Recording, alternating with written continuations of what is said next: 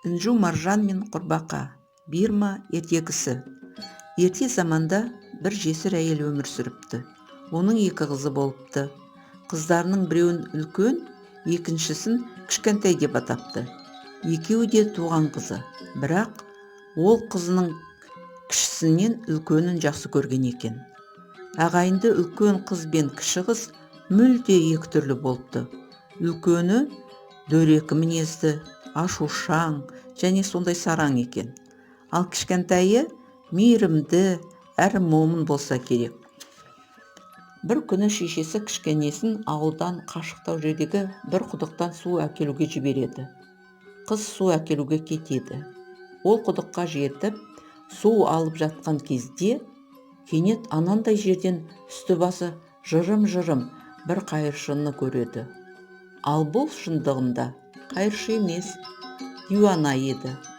Ол қыздың мейірімді, мейірімсіз екенін білгісі келіп, оған қайыршы болып көрініп: «Қызым, сусап тұрғаным, бір тамшы болса да суыңнан берші әжеңе» дейді.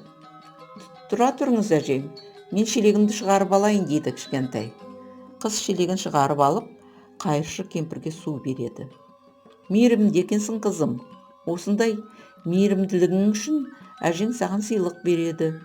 Сен күлген кезде аузыңнан інжу маржан төгілетін болады» дейді кемпір суға қанып алғаннан кейін. Кемпір осылай дейді де жоқ болып кетеді. Ал сол кезден бастап кішкентай күлген сайын аузынан інжу маржан төгілетін болады. Бұнысы үшін оны халық маппали, яғни інжу маржан деп атап кетеді. Әпкесінің көңілінде қызғаныш туып, кішкентайдан қалай болған сұрап біліп алады. Бір күні құдықтан су алмақ болып өзі барады.